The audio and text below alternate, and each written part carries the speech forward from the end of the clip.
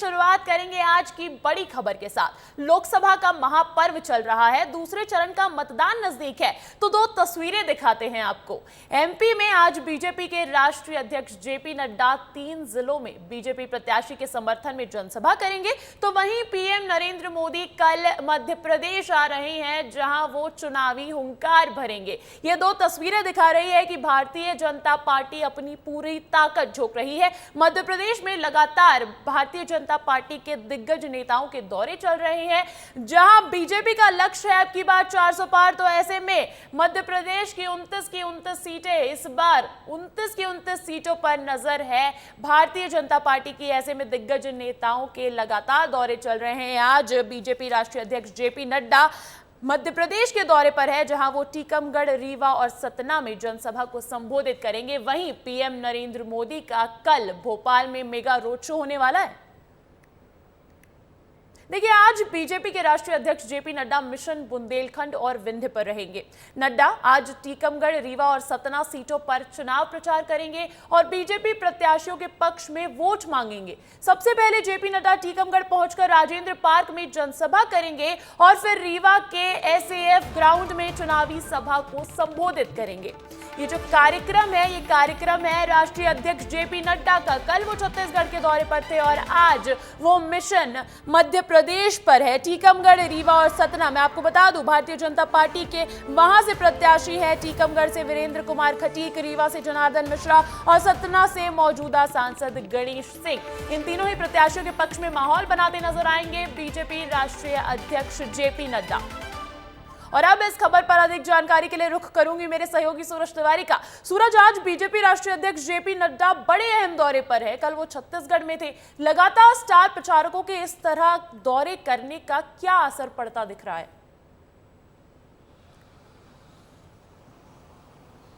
देखिए अंजलि, निश्चित तौर पे जब कोई बड़ा नेता आता है, बड़ा दिग्गज नेता आता है, तो कार्यकर्ताओं में भी एक बड़ा असर पड़ता है और एक बड़ा जोश कहीं ना कहीं बड़े नेता कार्यकर्ताओं के अंदर भरते हैं। कल प्रधानमंत्री नरेंद्र मोदी जहां राजधानी भोपाल में रोड शो करेंगे, लेकिन उससे पहले जेपी नड्डा दूसरे चरण के लिए जहां पर चुनाव होंगे उन 3 सीटों पर जाएंगे। टीकमगढ़ हो, सतना हो, रीवा हो।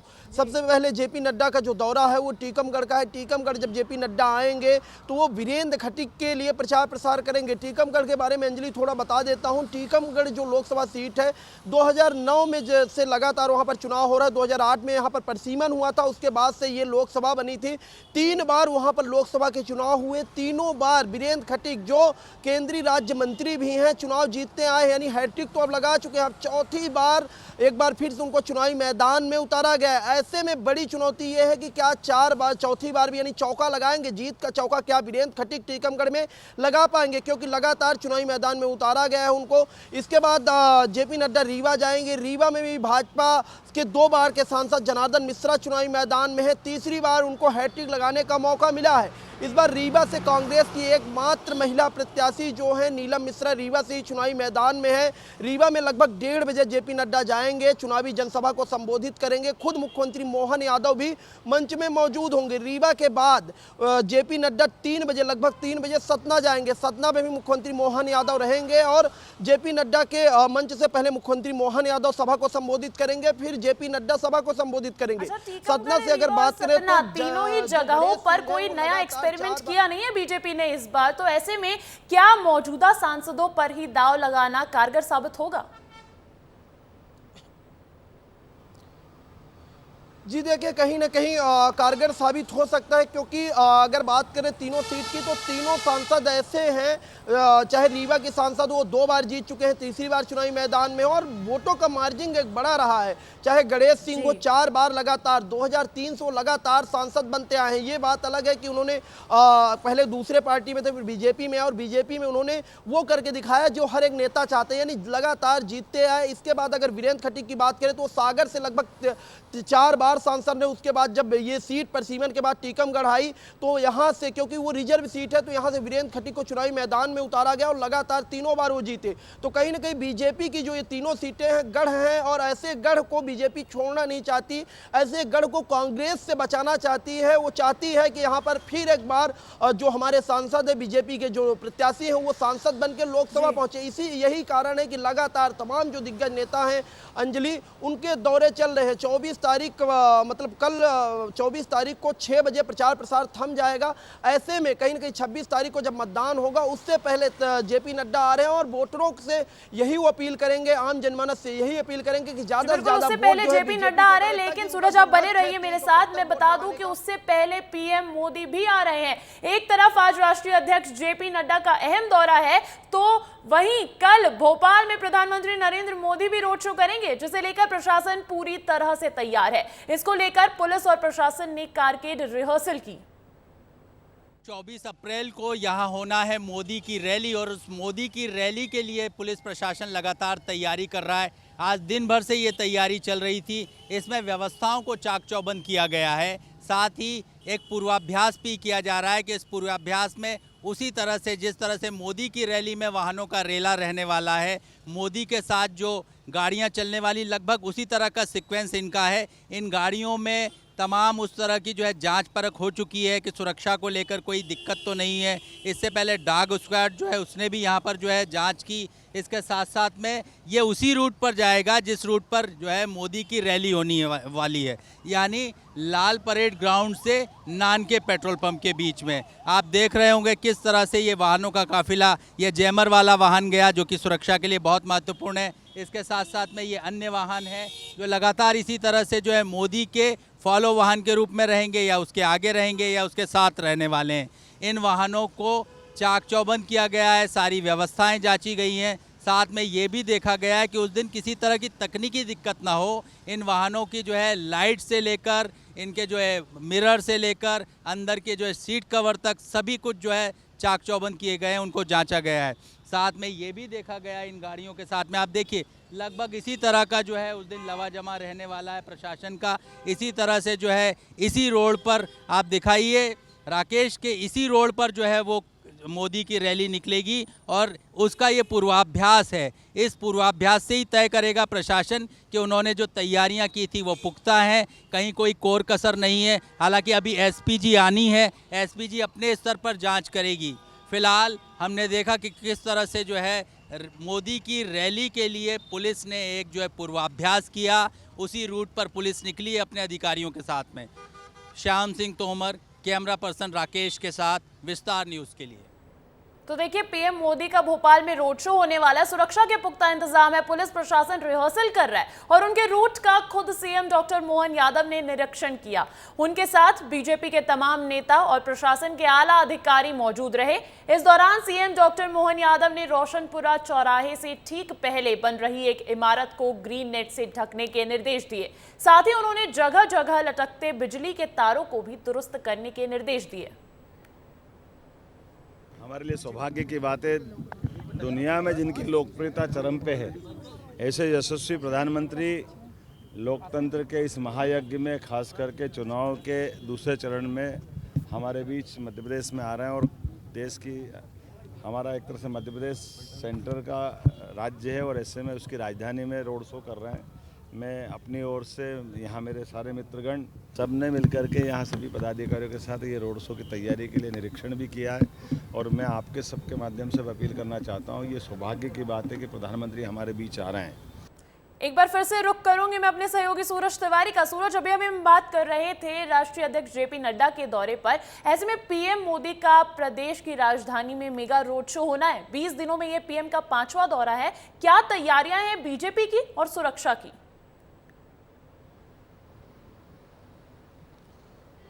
जी अंजलि, निश्चित तौर पे प्रधानमंत्री नरेंद्र मोदी कल शाम 7 बजे राजधानी भोपाल आएंगे और यहाँ पर रोड शो करेंगे। मध्य प्रदेश में ये 5वां दौरा है। पहले सागर और बैतूल में उनकी जनसभा होनी है, उसके बाद शाम को एक लंबा रोड शो, लगभग 1.5 किलोमीटर का लंबा रोड शो होना है। रोड शो को लेकर जो तैयारियां हैं अंजलि, वो मैं आपको दिखा देता हूँ। आप तस्वीरों में देख सकती हैं कि किस तरह से पूरी सुरक्षा व्यवस्था मुस्तैद और मजबूत कर दी गई है। बैरिकेड के डबल लेयर लगाए गए हैं और जिस रोड में मैं खड़ा हूँ, जिस रोड की आपको तस्वीरें दिखा रहा हूँ, इसी रोड से, इसी वीआईपी रोड में से कहीं ना कहीं प्रधानमंत्री नरेंद्र मोदी का काफिला जाएगा और बैरिकेड के दोनों साइड आम जनता होगी जो प्रधानमंत्री नरेंद्र मोदी के स्वागत में होगी। छोटे छोटे इधर मंच भी बनाए जा रहे हैं। इन मंचों पर लोग होंगे, हर समाज के लोग होंगे जो प्रधानमंत्री नरेंद्र मोदी के स्वागत में होंगे। सुरक्षा व्यवस्था की अगर बात करें तो कल जो हमारी बात कमिश्नर से हुई, कमिश्नर हरिनारायण चारी मिश्र से, तो उन्होंने कहा कि एसपीजी के जवान के साथ 2000 पुलिसकर्मी होंगे, साथ में लगभग 2 दर्जन से ज़्यादा आईपीएस अफसर होंगे। सुरक्षा व्यवस्था तमाम तरीके से मुस्तैद रहेगी। किसी प्रकार की कोई कोताही, कोई ऐसी चीज़ें नहीं बरती जाएंगी ताकि सुरक्षा व्यवस्था में कोई चूक हो। कल खुद मुख्यमंत्री मोहन यादव पूरी सुरक्षा व्यवस्था का जायजा लिए थे, खुद वो आए थे और एक एक जगह पर जहां पर जो कमियां थी वो लगातार बता रहे थे और उसे दुरुस्त करने की बात कर रहे थे। बिल्कुल, मैं देख सकती हूँ ये जो रूट है इसको पूरी तरीके से भगवा झंडे से सजाया गया है, बैरिकेड्स लगा दिए गए हैं। लेकिन इसके सियासी मायने पे बात कर लेते हैं सूरज। भोपाल प्रत्याशी को जिताने की अपील तो करेंगे ही पीएम, लेकिन क्योंकि प्रदेश की राजधानी में उनका ये मेगा रोड शो है तो कहीं ना कहीं पूरे प्रदेश को साधने की कवायद रहेगी और पुराने और नए भोपाल को जोड़ रहा है ये रूट। तो इसके पीछे क्या कुछ खास रणनीति है, क्या समीकरण है? जी देखिए, भारतीय जनता पार्टी का भोपाल एक ऐसा गढ़ रहा है अंजलि जिसे कांग्रेस बार बार ढहाने की कोशिश की, लेकिन दिग्विजय सिंह जैसे नेता भी यहां से चुनाव हार चुके हैं। ऐसे में बीजेपी चाहती है कि ये गढ़ उनका बरकरार रहे और तीसरे चरण में 7 मई को भोपाल में चुनाव होना है। राजधानी में रोड शो करके, एक मेगा रोड शो करके प्रधानमंत्री नरेंद्र मोदी कहीं ना कहीं पूरे मध्य प्रदेश की जनता को कुछ नया संदेश देंगे।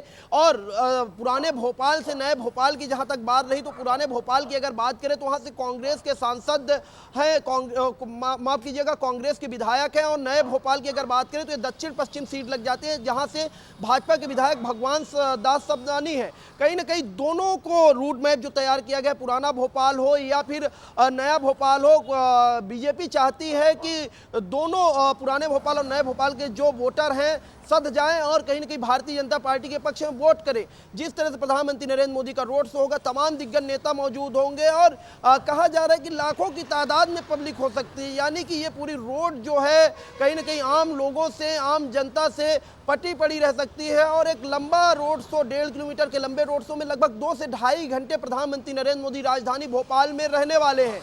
नगर निगम से लेकर प्रशासनिक अमला हो या भारतीय जनता पार्टी के कार्यकर्ता हो, सब एक्टिव हो गए हैं। प्रशासन पूरी तरीके से सुरक्षा व्यवस्था में लग गया है। वहीं बीजेपी के जो कार्यकर्ता हैं वो तमाम तरीके से पोस्टर, बैनर या झंडे वो लगाने में लग गए हैं। ऐसे में आप तस्वीरें मैं बार बार दिखा रहा हूँ कि ये जो रोड है, रोशनपुरा चौराहे के इसी रोड में के आगे नानके पेट्रोल पंप है और नानके पेट्रोल पंप तक प्रधानमंत्री नरेंद्र मोदी का रोड शो जाएगा और वहीं पर रोड शो खत्म होगा। लेकिन बीजेपी के झंडे से, यानी भगवा कलर का जो बीजेपी का झंडा है, उससे अब ये रोड में कहीं ना कहीं लगा दिए गए हैं। और रोड में आप तस्वीरें देखिए किस तरह से झंडे फहरा लगे हैं। और कहीं ना कहीं जो हरिनारायण चारी मिश्र, उन्होंने कहा है कि रोड शो के एक दिन पहले हम पूरा रिहर्सल करेंगे। जिस तरह से प्रधानमंत्री नरेंद्र मोदी की सुरक्षा व्यवस्था होगी उसी तरीके से रिहर्सल होगा। यानी एक दिन पहले, यानी आज, वो पूरे तरीके से ये देख लेंगे, फ्लैग मार्च निकाल के देख लेंगे, कोई कमी तो नहीं है। छोटी सी भी कमी होगी तो उससे कहीं ना कहीं सही किया जाएगा। ऐसे में छोटी से छोटी कमी की भरपाई हो जानी चाहिए। आप ये बड़ी जानकारी दे रहे हैं कि लाखों की तादाद में वहां लोग पहुंच सकते हैं। तो ऐसे में भारतीय जनता पार्टी की तरफ से यह भी कहा गया है कि ये मोदी की लहर नहीं है, सुनामी है। बहुत बहुत शुक्रिया सूरज तमाम जानकारी के लिए। ये लोकसभा चुनाव का पर्व है, ऐसे में नेताओं के अलग अलग रंग देखने को मिलते हैं। चुनाव के बीच डॉक्टर मोहन यादव का एक अनोखा अंदाज देखने को मिला, जहां सीएम उज्जैन में बीजेपी प्रत्याशी अनिल फिरोजिया की नामांकन रैली से पहले अचानक एक नारियल पानी की दुकान में पहुंचे, जहां उन्होंने वहां पर मौजूद लोगों को नारियल पानी पिलाया और खुद जेब से निकालकर पैसे भी दिए। उन्होंने खुद इसका वीडियो सोशल मीडिया पर शेयर किया है। साथ ही लिखा, मिठास अंगूर की हो या रिश्तों की, बांटने से बढ़ती है। ये आपका नहीं, मेरा सौभाग्य है जो चंद पलों में आप सभी का असीम स्नेह प्राप्त हुआ है। अब बात करते हैं विदिशा की। देखिए, मध्य प्रदेश की विदिशा लोकसभा सीट लगातार सुर्खियों में है। दरअसल पूर्व सीएम शिवराज सिंह चौहान विदिशा से लोकसभा प्रत्याशी हैं। पिता शिवराज के लिए प्रचार करने बेटे कार्तिकेय चौहान इन दिनों जमकर चुनावी मैदान में मेहनत करते हुए नजर आ रहे हैं। लेकिन इसी बीच कार्तिकेय चौहान का एक बयान जमकर वायरल हो रहा है, जिसमें वो बीजेपी कार्यकर्ताओं को ओवर कॉन्फिडेंस से बचने की सलाह देते हुए नजर आ रहे हैं। उन्होंने सीहोर के लाड़कुई में कार्यकर्ताओं को कहा कि चुनाव एक तरफा नहीं है, कांग्रेस की रीढ़ की हड्डी अब भी कायम है। कोई भी कार्यकर्ता ये सोचने की गलती ना करे कि एक तरफा चुनाव है। आज भी कांग्रेस की रीढ़ की हड्डी कायम है, उसका एक वोट बैंक है, उनके वोट हैं तो कहीं नहीं जा रहे। और दूसरा, अति आत्मविश्वास का वातावरण अपने लिए हानिकारक हो सकता है और होगा। हमने देखा अभी चुनाव हुए मध्य प्रदेश में, मैंने न्यूज के माध्यम से देखा 63% एवरेज वोटिंग हुई है पूरे मध्य प्रदेश में, मध्य प्रदेश की सारी सीटों पर। अगर आप बिहार और महाराष्ट्र से राज्यों की बात कर लें तो वहां पर तो और कम वोटिंग थी। जब आदरणीय स्वर्गीय सुषमा बुआ जी चुनाव लड़ी थी तब ऐसा ही वहां का अति आत्मविश्वास है, क्योंकि सामने वाले कांग्रेस के प्रत्याशी का फॉर्म रिजेक्ट हो गया था और तब वोटिंग कितनी हुई थी? केवल 45%।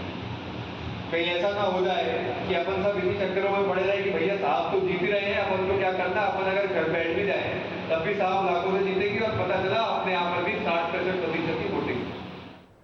देखिए, बात है देश के दिल मध्य प्रदेश की, तो ऐसे में हमारी कोशिश है कि मध्य प्रदेश की 29 लोकसभा सीटों से जुड़ी खबरें आप तक लाए। हमने बात की भोपाल की, उज्जैन की, विदिशा की, और अब बात करते हैं गुना की। गुना में ज्योतिरादित्य सिंधिया की पत्नी प्रियदर्शनी राजे चुनाव प्रचार में जुटी है। मुंगावली में उन्होंने डोर टू डोर कैंपेन किया और नुक्कड़ सभाएं की। वहीं चकेरी गांव में प्रियदर्शनी सिंधिया को महिलाओं ने मेहंदी लगाई। प्रियदर्शनी राजे ने हाथ में मेहंदी से चुनावी स्लोगन सिंधिया दिल से लिखवाया।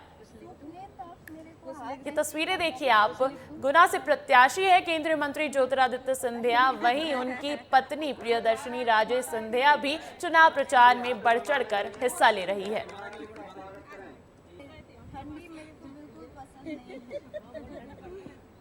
देखिए, चुनावों के पहले कांग्रेस के सामने जीतने से ज्यादा बड़ी चुनौती अपने नेताओं को रोकने की है। पिछले दिनों खबरें थी कि दिग्विजय सिंह के करीबी कांग्रेस नेता रामनिवास रावत पार्टी छोड़ रहे हैं, मगर अब अचानक से दिग्विजय सिंह ने अपना कार्ड खेलते हुए उनको बीजेपी ज्वाइन करने से तो रोका ही, बल्कि अपने पक्ष में प्रचार करने के लिए भी मना लिया।